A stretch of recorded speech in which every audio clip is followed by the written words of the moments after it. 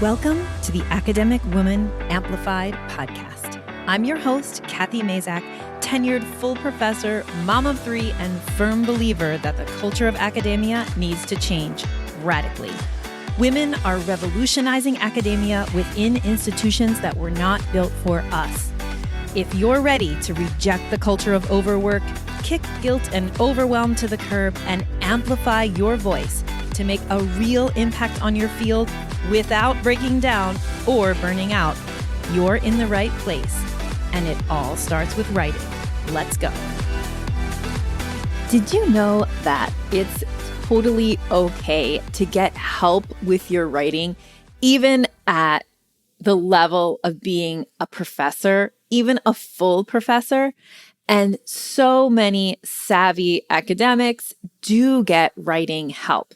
So in this week's podcast, I want to talk about what help looks like when you're doing academic writing. A lot of people have asked me questions about editors. What are they like? Are there different types of editors? Today, I'm breaking that all down for you, as well as talking about the difference between editing versus coaching. So let's jump right in. So I just want to get one thing out of the way. It is not okay to pay somebody to write your academic papers for you. I think most of us understand this, right? So there is such a profession as ghostwriting. And truthfully, ghostwriters usually help people who are trying to get mass media books published. For example, celebrities who want to write their autobiography, or coaches who are going to give some outline and some recorded material to a ghostwriter and then have the ghostwriter turn that into a book. And so in other fields, in non-academic fields, ghostwriting is definitely a thing, but hiring a ghostwriter is not acceptable in academia, in my opinion. But there is, let's just admit it, a lot of gray area in terms of authorship. So I want to address that a little bit right now, and then I'm going to jump into the types of editors and really like what writing help looks like when you're an academic. So one thing I just want to say about authorship and kind of words on the page is that how you determine authorship does vary by field. So many times I hear what scientists call authorship and what people in humanities call authorship. There's a big difference there. In the humanities, really, and in social sciences, mostly, you really have to have put words on the page in order to list yourself as an author, or to list a person as an author, they need to have written some part of it. In the sciences, lab members often get authorship for doing the experiments. And maybe those people created a graph, but they didn't put words on a page. Maybe they didn't even create a graph. Maybe they were just part of the lab team. So there is just a lot of discrepancy between fields in terms of authorship.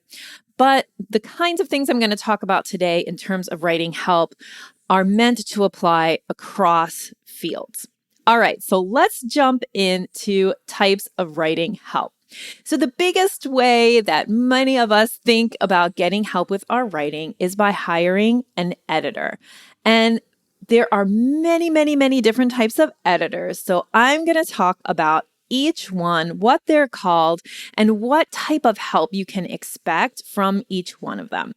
So let's start off with what many of us think of when we hear the word editor, and that is a journal editor or a book editor. Now, these are not people that you hire for help, okay? But we still call them editors. And I want to, really get clear about different types of editors. So this type of editor is a person who is a curator of material, right? That's what a journal editor really is doing, or an editor of an edited volume. You're curating material. Similarly, people who are called editors who work at publishing houses, they are curating material. They're deciding, consulting with other professionals, they're deciding what books get published and what doesn't.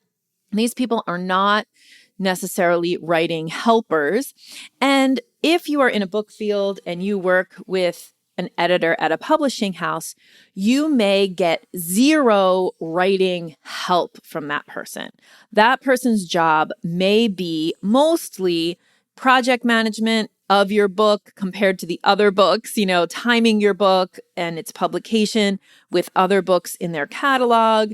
It will involve sending your book out for review and perhaps synthesizing feedback that comes back from review or pointing you in a certain direction in terms of what feedback to take. But oftentimes, book editors, their job is to facilitate the process of getting your book published in their publishing house. Similarly, with journal editors, they are really curators of material. They are accepting in possible articles to get published, deciding on whether that it's going to go on to review or not, deciding on what reviewers are going to review it, sending it out to review, passing reviews back to the author. And so they are, again, curators of material. So when you think of an editor, if you're thinking of a journal or a book editor, these are not writing helpers, okay? So that's a different type of editor. So now I'm going to talk about the types of editors that you might hire in order to help you improve your academic writing. So all of these different types of editors that I'm about to mention are often just called editors. So you have to dig a little deeper when you're going to hire someone in order to figure out what type of editing they actually do. And you also need to think about these things to figure out what type of editing you really need. All right, so let's start with kind of surface level editing, and that is often called a proofreader, okay? So proofreading is a type of editing that looks at formatting and grammar errors in a finished document. So emphasis on finished document. A proofreader is somebody who you might hire to take a last look at a completed piece of writing to just clean up any grammar mistakes that you can't catch anymore because you're tired of reading, perhaps format the document in a certain way, and that's it. So it's really surface level errors that a proofreader is looking for. So that's one type of writing help you can get, is hiring a proofreader. Now, a proofreader will often charge you per page. And in general, they're going to be the least expensive type of writing help that you can get. It's really just a little polish on what you've already written. Another type of editor is a copy editor. And this kind of is one level up from a proofreader because they're going to give a little bit more feedback on the writing itself. So a copy editor is going to look at grammar, punctuation, inconsistent language, and references or style. So we hired a copy editor when we published our book on translanguaging. So my co-editor, Kevin Carroll, and I were both becoming parents. Well, he was becoming a parent for the first time, and I was having my third baby when we were working on that book. And we knew, because of the timeline of getting that book out, that by the time we got to right before we wanted to turn it in, that we would both be sleep deprived and tired and not really able to give the kind of focus needed to get the book to be really, really, really excellent. And this was an edited volume. So what we were looking at was we had an introduction, which I wrote, and then we had chapters, 9 chapters, I think they were, and a conclusion that Kevin wrote. And that book meant wrangling a lot of different authors and styles, and it was a lot of moving parts. So we decided early on that we were going to spend some money on a copy editor. And what the copy editor did was he took all of the Word documents that were the different chapters in the book, and he first of all, put them in the style of the press. So the book was published by Multilingual Matters. And of course, every press, including journals, has a style guide, right? So that's going to be whether it's that they use APA style with these certain exceptions or Chicago style or whatever. Each journal has its own style and every publishing house has its own style. They often overlap quite a bit. But when you are talking about having 10 or 11 different writers, right, authors contribute to a book, you're going to have discrepancies in following that style guide. So we hired an editor to make sure that all the chapters from everybody followed the style guide perfectly. While he was doing that, of course, he was also proofreading and finding mistakes in grammar and punctuation. He was tightening up language a little bit. So when there is something that totally didn't make sense or he thought it was a spelling error, but maybe not, he was checking those. He would report them to us and we would check them with the authors. And then he was also making sure that every reference that was talked about in the text was in the reference list and that the reference list was formatted correctly and had all the information that it needed. You would be surprised at the number of mistakes in a reference list where the year that you put in parentheses in the text was 1997 and the one in your reference list is 1998, and he would catch all of those things. That would be really old references, by the way. Anyway, so he was catching all of those things. It was a ton of work. It was very detailed work.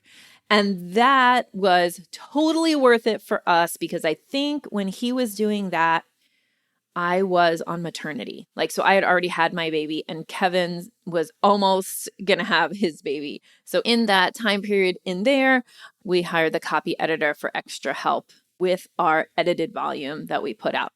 Now, that edited volume, our final beautiful copy that was copy edited by somebody we hired, was turned into Multilingual Matters, the publishing house.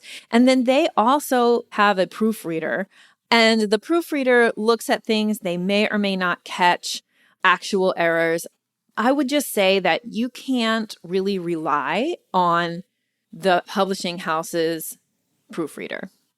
You need to turn in a manuscript, and this goes for books as well as journal articles.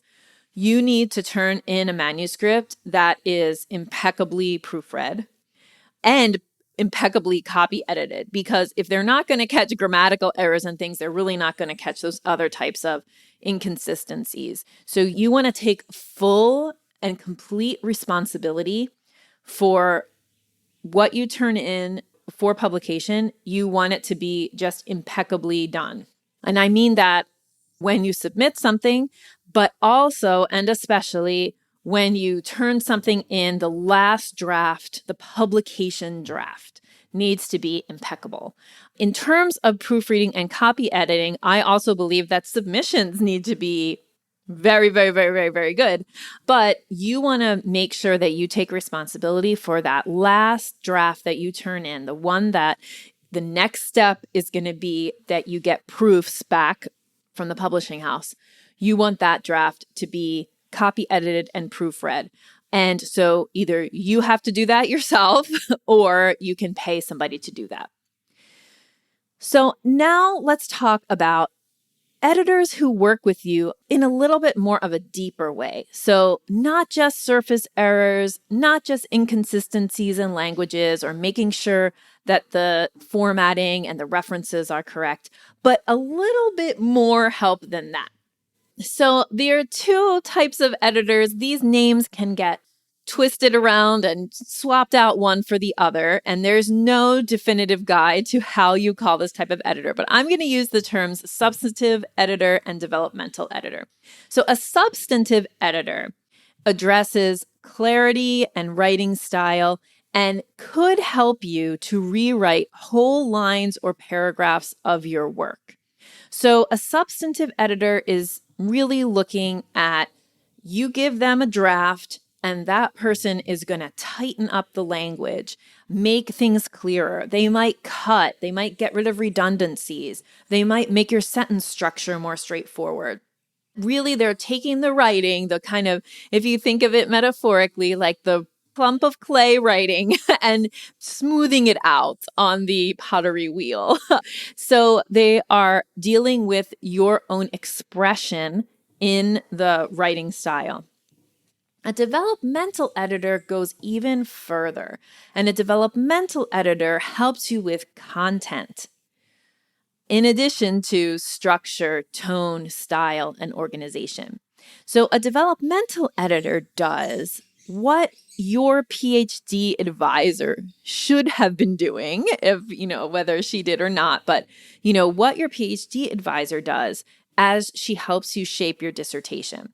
She's giving you directions as to like, oh, I think you need to connect this idea to this other idea that you mentioned earlier, or you need more references here, or this section would be better in chapter 2 than in chapter 1. And again, I'm using some book language here, but it goes for journal articles as well. A developmental editor can help you figure out what's the story that you want your article to tell. How are you going to arrange the results, for example, the graphs and charts and tables? What order are you going to present them in to make your argument in the most clear way possible? So many people, many academics use developmental editors. And so what I want to say about all these types of editors that I've mentioned is that none of this is cheating. Okay, a ghostwriter is cheating. In my opinion, you can argue with me about it if you want, but getting editing help is not cheating. You are still the author, even if you work with a developmental editor. A developmental editor is giving you feedback and helping you make authorial choices by giving you another set of eyes that will help you make your writing better. So those are the types of editors that I wanted to talk about today, but I want to talk about one other type of writing help because, again, like the difference between a developmental editor and some coaches, writing coaches, that they're actually like some people who do writing coaching also do developmental editing. So I want to talk a little bit about coaching as another way of getting writing help. So the way that I define writing coaching is not as developmental editing, but some coaches do developmental editing. So I want to, there's a bit of a blurry line. Coaching focuses on helping you and your process of writing the document and not necessarily helping you write the document itself. In my coaching, I do give people kind of strategy advice or process advice. For example, inside of my programs, I have a workshop that is about writing the lit review, what the rhetorical purpose of a lit review is in different types of documents and that kind of stuff. But I'm not reading people's writing and giving them feedback on it. I do often in my one-on-one coaching sessions listen to ideas. If a person is having trouble deciding on like, okay, is this one article or two articles? Sometimes I will listen to what they say and help kind of coach them through the process of making the decision themselves. So I ask them questions that help them get clarity, and then they can make a decision about how they're going to form the document. But I am not an editor and my coaches aren't editors. So we don't usually read people's stuff and give them feedback. But here's things that writing coaches can help you do. And again, this episode is about writing help. So writing coaches can help you develop a publication strategy depending on your career goals, including helping you identify target journals, academic publishing houses, the timing of publications during your career. So really, writing coaches can help you be strategic with your publications as well as use questions to help you get clear on the form of your publications or what content is going to go in what different publications. Writing coaches can also help you find time to write. And truthfully, like if I was going to give myself a name, it would be, or a title, it would be a time to write coach, because I feel like the kind of coaching that I do, the result of it is finding time to write, is that you will have time to write. The way that I get people to that place is by helping them center their writing inside of their priorities, helping them see the way that their career, different aspects of their career function to support their writing or how it could. I help people get clarity about where they want their career to go, and that helps them to have time to write. So I also help people to connect with community around writing and to change academic culture so that they feel less stressed and less bogged down and just happier in their academic life. And that also leads to writing and feeling overall better in the career. So I know that I am partially a writing coach, partially a career coach, really, but we're always like doing the career coaching in light of the writing or through the lens of writing. That's how I would describe my coaching. Writing coaches can also teach you the processes for getting writing done, like project management. This is also one of my favorite things to teach people. Now, in the world of academic writing coaches, there are also people who specialize in different areas. So you can actually find a book coach for your academic book. And a book coach would help you talk through and figure out what the book is actually going to look like. She might help you project plan a book project, but very focused on, like, a book coach would really have, deep knowledge of book publication and how to get an academic book published. And so if really you're focused on trying to get a book out, a book coach might be one way to go. And similarly, there are people who are grant writing coaches. And she's a writing coach, but she focuses on how you're going to have a grant writing strategy, how you're going to figure out your fundable project, how you're going to write it up so that it's compelling. So there's lots of different kinds of writing coaches just within academia. And of course, outside of academia as well, you can find book coaches to help you write your fiction novel. You can find writing coaches to help you do any kind of writing that you would like. And sometimes coaches will also do developmental editing. So for me, like, that's not the focus of my coaching practice, but it can be. And what we do really, like in Amplify, what we've started to do is coach guided peer review, so that in addition to sometimes helping people work out the structure of their book by having a one-on-one talk with them, we also might set up peer review sessions like we did at our last Amplify retreat to help people, like, get eyes on their writing and hear ideas and know what to do next in their writing. So I hope that this week's podcast was interesting to you. If you've been wondering about editors or coaches and what kinds of help you might get with your writing, I hope that today's podcast helped you to figure out what type of help you might want to use in your academic writing. Oh, one I forgot. I'm going to add this here. There are people who do dissertation coaching. We don't do that. I don't do it and my coaches don't do it. We really are focused on professors. But there are people who have dissertation coaching companies and can really help you, just like a book coach would help you get your book published. The dissertation coach helps you get your dissertation done. So there's so many different kinds of writing help that you can get. And I want to leave you with this message.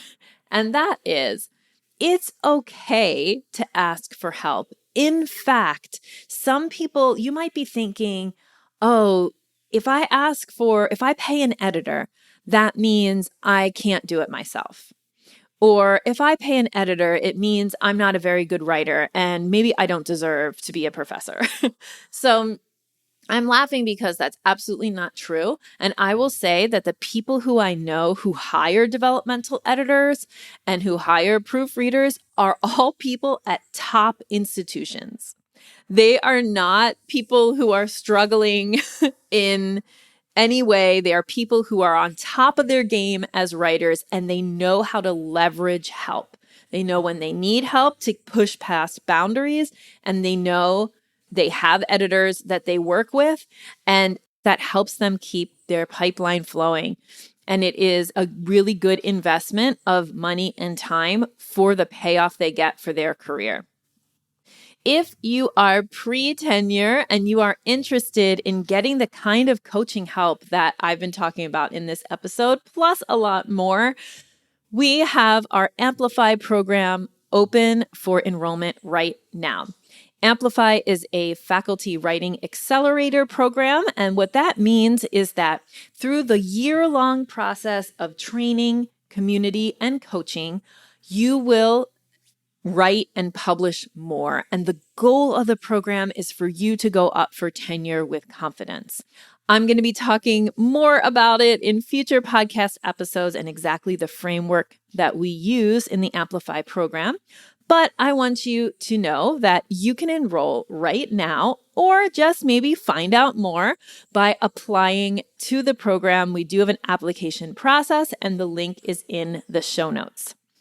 In addition, I want to put on your radar, if you aren't pre-tenure, or even if you are pre-tenure but you're not ready for a year-long program, we have coming up in May, we are opening the doors to the Academic Women's Writing Roadmap course.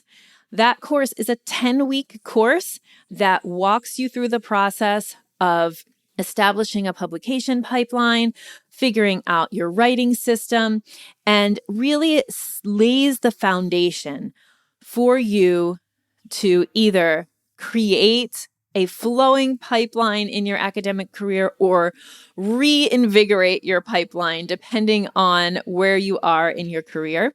The Writing Roadmap is a course for everyone, for late-stage PhD students up to people who are full professors who need to kind of re-spark their writing practice. I'm going to be talking about that more too in future podcast episodes. But for now, if you'd like to get on the wait list for the Roadmap course, what you can do is sign up to get our 10 Ways to Make Time to Write freebie. It's a PDF that lists 10 ways that you can make time to write. And if you haven't grabbed it yet, we will link up the place to grab it in the show notes so that you are ready with your 10 ways to make time to write until the roadmap opens in early May. Have a wonderful week. Bye. Thank you so much for spending your valuable time loving on yourself and your writing by listening to this episode. If you'd like to continue the conversation, join the over 7,000 academic women in the I Should Be Writing Facebook group. Just go to facebook.com/groups/I Should Be Writing or search for I Should Be Writing inside your Facebook app. See you inside.